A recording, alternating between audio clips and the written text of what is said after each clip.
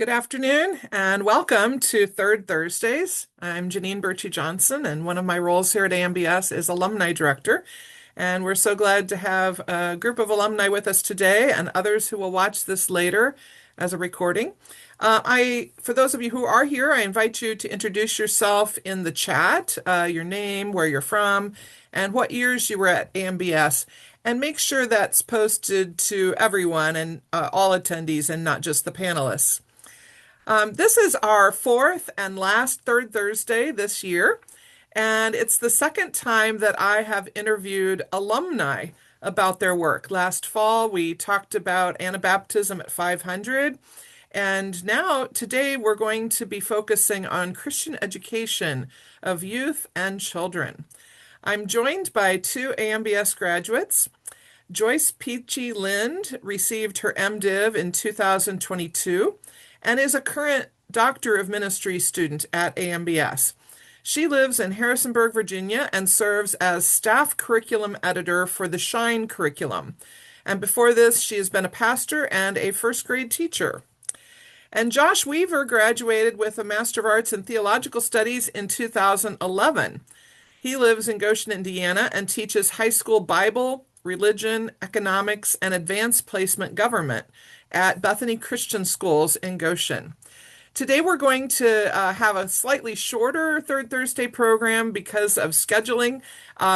So we'll get right into it here, and if there is time for questions at the end, we will welcome those. If you have a question along the way, you can use the Q&A feature at the bottom of your screen to put your questions in there. And like I said, if we have time, we'll ask those questions after the ones I have prepared. So thank you, Joyce and Josh, for joining me today. First of all, tell us about your work and how the work you're doing connects to the faith formation of children and or youth.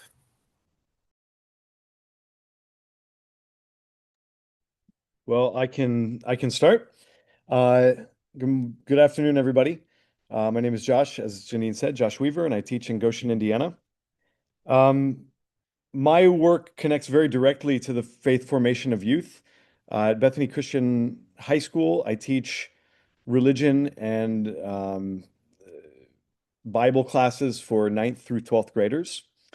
Uh, the sequence of classes that we offer, we tweak the content every once in a while and the sequencing, but broadly speaking, by the time someone has graduated from high school here, they've taken a class in Old Testament, New Testament, church history, and a class we call Christian Faith Journey, which is kind of like faith and belief and ethics and philosophy. It's kind of a senior capstone class that helps them think about their own beliefs and how they've been shaped by their Christian formation here at the school. Hello, everyone. I'm Joyce, and as Janeen said, I'm a content editor for Shine Curriculum. And basically what I do is I work with others to create resources for churches and families that focus for children from preschool age up through high school. We are known for our Sunday school curriculum and creating Sunday school and curriculum and vacation Bible school curriculum as well. But in the last couple of years, we've also begun creating some resources for families that they can use at home. So some examples of things that we do, we have lots of balls in the air all the time, but for Sunday school curriculum, for each session, we'll choose a Bible story. We have usually a series that follow the scope of the Bible. In the fall, we begin with the Old Testament. We move through the church year, through Advent and Lent, then to the New Testament. Maybe we will organize by a theme. In VBS, we choose Bible stories related or connected to a theme. And then we create sessions for teachers to use. So we're sort of a step back, not interacting directly with children, but offering resources for people who are interacting with children and teaching in churches and in other settings as well. So we put together Bible essays. We actually collect them. We don't always usually don't write them, but we do a background Bible essay for the teacher. We provide ideas for bringing a group together. We suggest spiritual practices. We provide a retelling of the Bible story, maybe with some creative ways to present the story or ways to engage children. And then we provide questions for them to think about and discuss the story together, and then offer activities from crafts to movement activities, games, music, and then close with a blessing. Um, and then so that's what the Sunday school sorts of things we do is come up with all those different components, put them together into sessions. And then we've also, as we've been creating resources for families, we're trying to think about how to help families talk with their children about faith at home, maybe through celebrating Advent. Here are some practices for Advent or Lent. So those are some of the things we are doing and that I'm involved with. Thank you both. My second question is, why does Anabaptist curriculum matter? Like, how is it different from just general Christian curriculum? And Joyce, let's start with you. Um, I think Anabaptist curriculum, of course, has some overlap and similarities with general Christian curriculum, but obviously some differences as well. And I think for me, in what I do, it's important to emphasize building community and learning together. And especially important to take children, young children, children of all ages, and their faith lives seriously, and then walk with them, accompany them on their spiritual journey. And maybe one distinctive that it shows up in our work is the focus on Jesus' teachings of loving God, loving our neighbors, teaching about Jesus' life, sharing ways of making peace with others, peace with creation, finding peace inside, and connecting with God.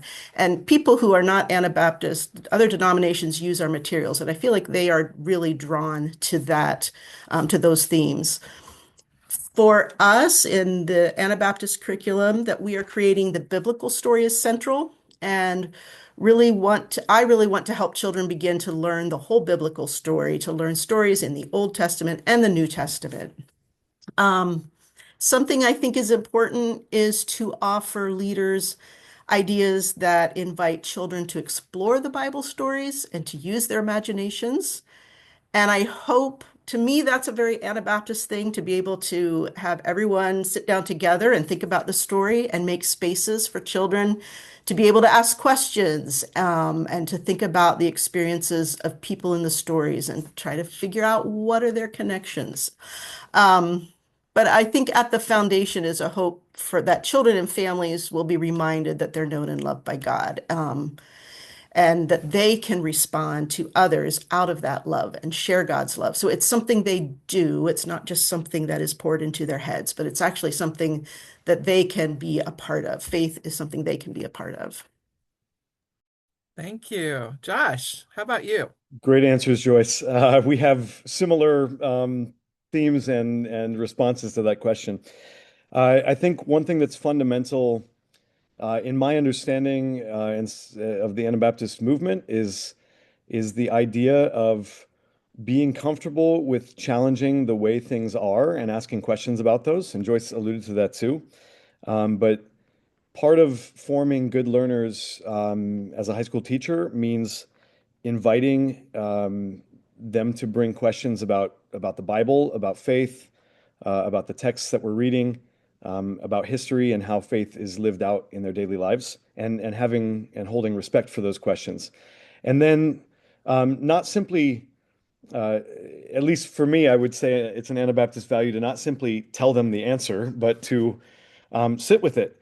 And I think Joyce was alluding to this too, right? Discernment in community is something that is very much an Anabaptist hermeneutic.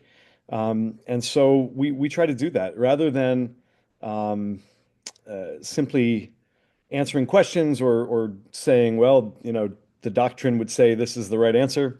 We try to talk about those questions, explore different ways to think about the underlying assumptions of those questions, and maybe how Scripture can point us into direction in the direction of an answer. But also just invite the wisdom of the Spirit within our collected body to lead us too. I think strikes me as a very Anabaptist disposition to have that community discernment around around scripture and questions rooted and built into the way I teach my classes. A second thing I would mention about an Anabaptist education or Anabaptist curriculum is that so if community is one of the hermeneutics of Anabaptism, I think some of the other Anabaptists on the chat might disagree, but I think I can say it pretty confidently that community being one and the lens of community discernment, but also the centrality of Jesus in that story. That when we study and discern our place in history and our understanding of the Bible, that the message and teachings of Jesus are central to guiding that understanding. It's not that other Christians don't do that, but I do think that's an Anabaptist value to center that the Jesus narrative and the example of Jesus, the way Jesus lived, should guide the way we respond and interpret other biblical questions. So a Jesus-centered hermeneutics, I would say, is part of my Anabaptist curriculum as well. And then a last thing I would say is, and this is maybe a unique opportunity, the walls of church and state are somewhat combined in my room. I teach Bible and religion part of my day, and I also teach government. I do these as separate endeavors, but students can probably tell that I think about both of them at the same time. I do think that our students are hungry for a faith that has something to say in the real world. Again, this is not inherently Anabaptist, but I do think it is important for Christians of any denomination or convictions to show how what they value and what they teach has meaning in the world that we live in. And so teaching about peace, about alternatives to violence, questioning our use of force in foreign wars, questioning and being able to say, here's some different ways people of faith can respond to some of the problems we see in the world around us, I think is a really important way to think about Anabaptist theology as it pertains to my curriculum. And Josh, just a little clarification question here. Do you use a curriculum that's shared with other Mennonite schools, or did you create your own for your Bible and religion courses? Great question. We draw on a curriculum that was created and shared between the Mennonite schools, and so I use that somewhat. The sequencing of classes that we offer doesn't perfectly align with that, so I use it more as like a background to my coursework rather than as like a direct lesson plan or curriculum guide, I would say. Okay, thanks. I helped develop some of that curriculum too, so I'm Yes, right. embedded in my head so I can I use thought it so. without always going back to it. But yes. Yeah. All right. This next question, I sent you ahead of time because it's asking you to kind of prioritize some things here. But what are the three most important messages you want to convey? So, Joyce, what are the three most important messages you want to convey to the children you're creating curriculum for? And then we'll come to Josh. Yeah, and because you sent these ahead of time, I had a little time to just sort of think, and I made them very succinct.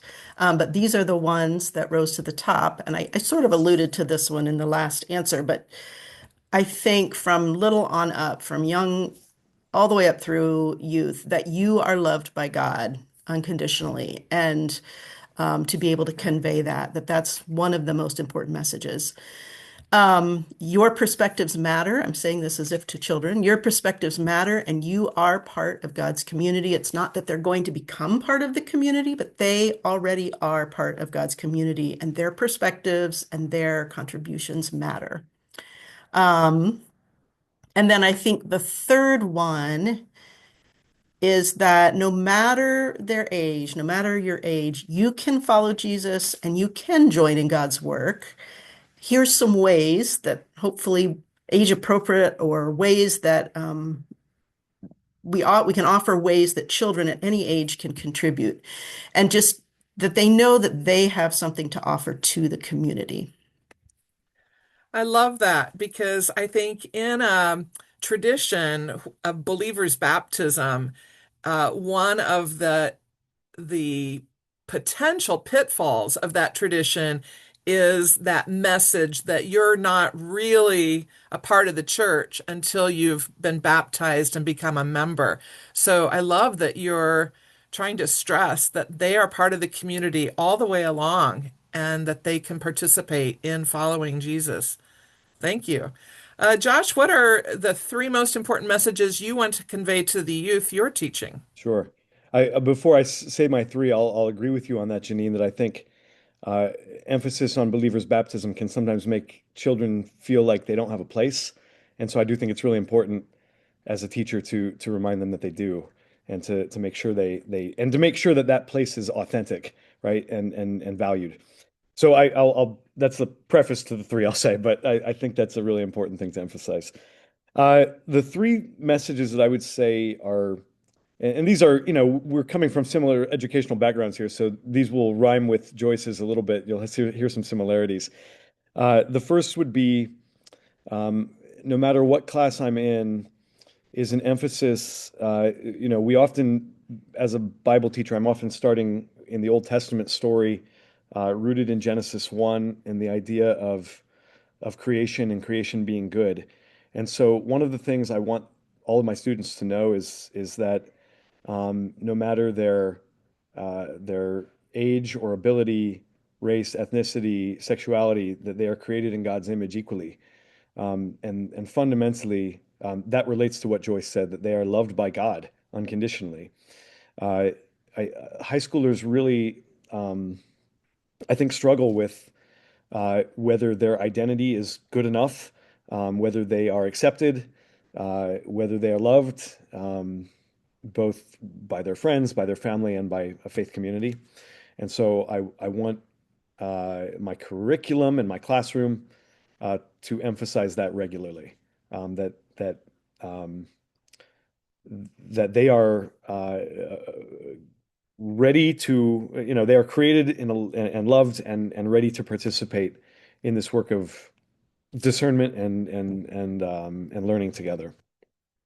A second thing I would say is important to like what I want my young people to get out of my classes broadly. I mean, I hope they get a lot out of them, but distilling it to three, uh, is that a life following Jesus should have an actual effect on our lives and our relationships. That assenting to a belief in our head is not, uh, while that can be useful and important, is not the calling of Jesus is active. It is something that means has an effect on how we live our lives, on what we do with our lives, how we treat others, and how we show that we are as created in God's image, that we are responsible in some ways for showing that to others. I don't mean that in like a evangelistic sense exactly, but I'm not against that either. But I mean it in the sense of um, honoring Jesus with our lives means active honoring, not just assent.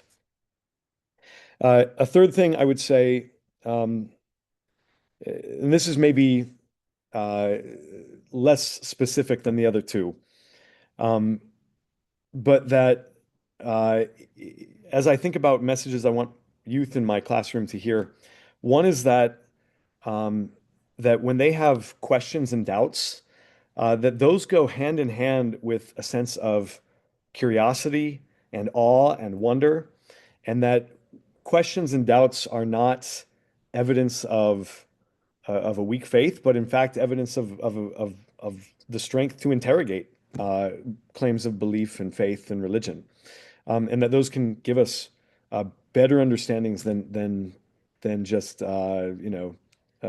uncritical acceptance. And so, the high schoolers are ready to think and challenge and tell you why you're wrong, and it would be easy to get defensive and treat it as like a combat of how I convince them why one perspective is right or wrong, but that's not invitational. Inviting those questions and talking about them together and reminding them that questions are holy, I think is one of the things I want them to know. Oh, that's beautiful. I wish every youth could experience that. All right, my fourth question is how did your studies at AMBS prepare you to do the work you're doing now? And maybe there are particular courses you're drawing on, maybe it's broader than that. Josh, why don't we start with you? Okay, so as a direct classroom teacher, I'm drawing on lots of background information from courses I took at AMBS. I didn't pull up my transcript to give you an exact line by line, but in the classes I teach Old Testament and New Testament, so I'm clearly drawing on Old Testament theology and New Testament theology. I teach a lot of New Testament from the book of Luke, so props to Mary Shirts. So Luke Acts is important, atonement theology.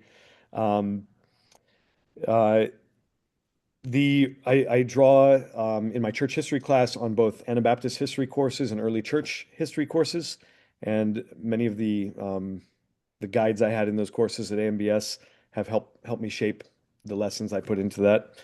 And then thinking about just sort of some of the open-ended questions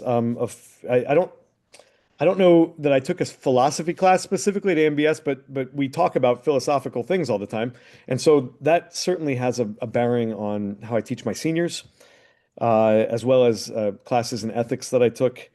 I will say, here's my shout to current students or people thinking about theological education.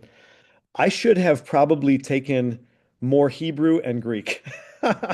I I reading the Bible using tools is still the way I usually do it, and I'm really grateful that tools um, like Blue Letter Bible, which is a free source online, and some of the software-based things that we used at AMBS are available, and that actually is adequate for the job I'm doing. It is. I do sometimes think, oh, if I could just pop open the Hebrew here and just read it word for word, I wouldn't have to look up as much stuff. So I'd like to have that in my brain a little bit better. Um, but I use essentially all the classes I've taken, I'm using in some way or another.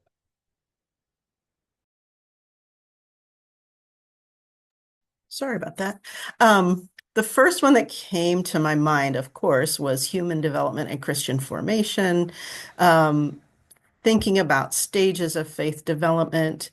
I think in that course, I maybe had some of my first experiences writing resources, thinking about how could a congregation do something intergenerationally around biblical storytelling. And then just has helped me think about what is important as we create resources for different ages, what's going to be most appropriate for their faith development, their human development as well, but also their Christian development, faith development.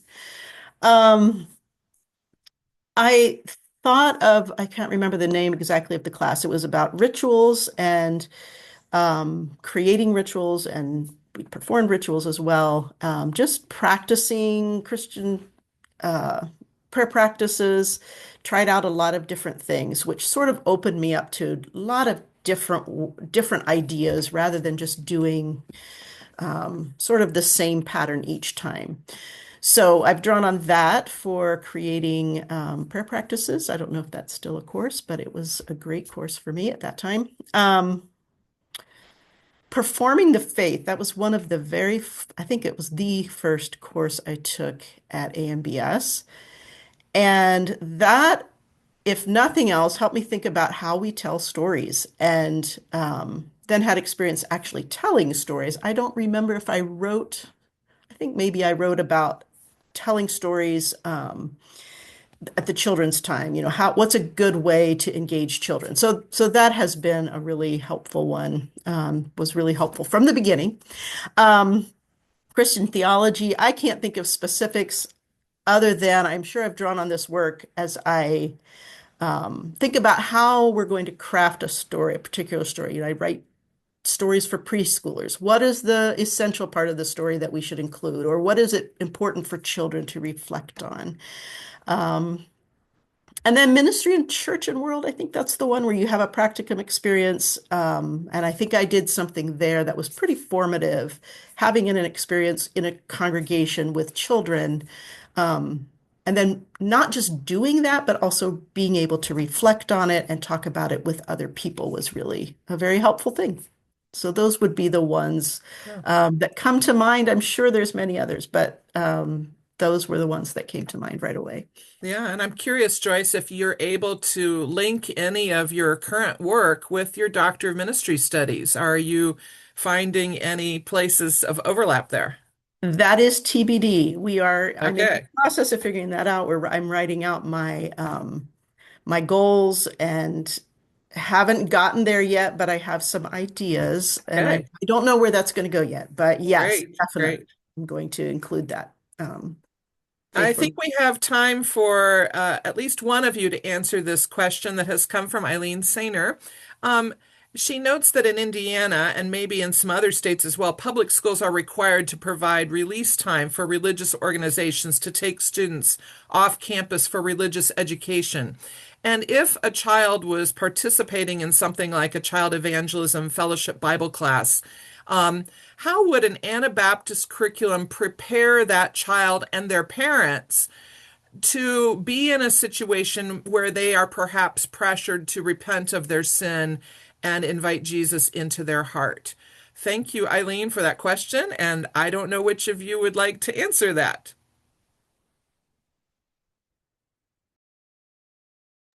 That's a tough question, Eileen. Joyce, I'll throw to you if you have an immediate answer, but otherwise I'll think about it. I don't have an immediate answer.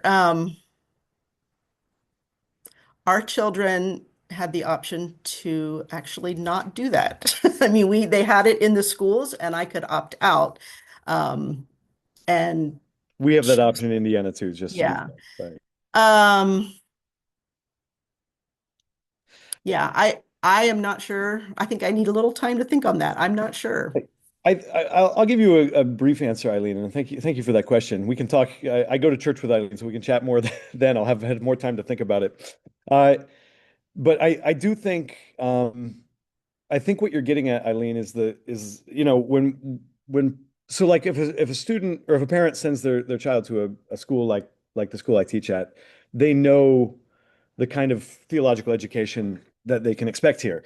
Um, Whereas if we in Indiana or other states allow pull-out classes for religious education, we don't necessarily know who's going to staff them, where they go. Will students feel peer pressured into attending one that maybe doesn't fit with their faith community? I think that's kind of what you're getting at there. I would say, one of the so it doesn't quite fit my situation since I'm in a religious school, not a public school with that pullout option. But I do think when we think about church formation, Sunday school, curriculum for young people, that part of how an Anabaptist education or curriculum uh, can get at that is part of what Joyce and I said, that emphasizing that children at any age are created in God's image and beloved by God, not uh, you know um, sort of the more doom-oriented emphasis that some religious groups can get into.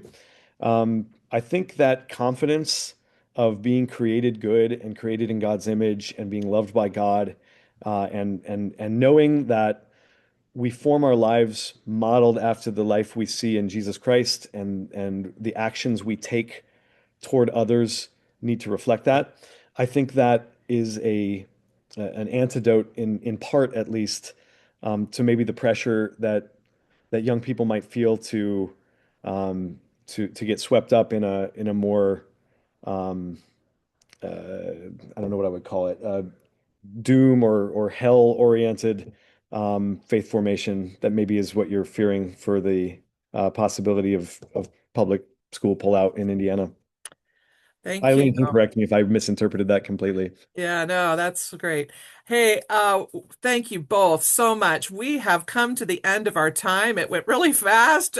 Fascinating discussion. Thanks to both Josh and Joyce for joining me here today and sharing about their work. And thank you all for attending and for your ongoing support of AMBS. And finally, thank you to Faven, our AMBS student who runs the AV for Third Thursdays. And congratulations to Faven, whose wedding is coming up in 2 days.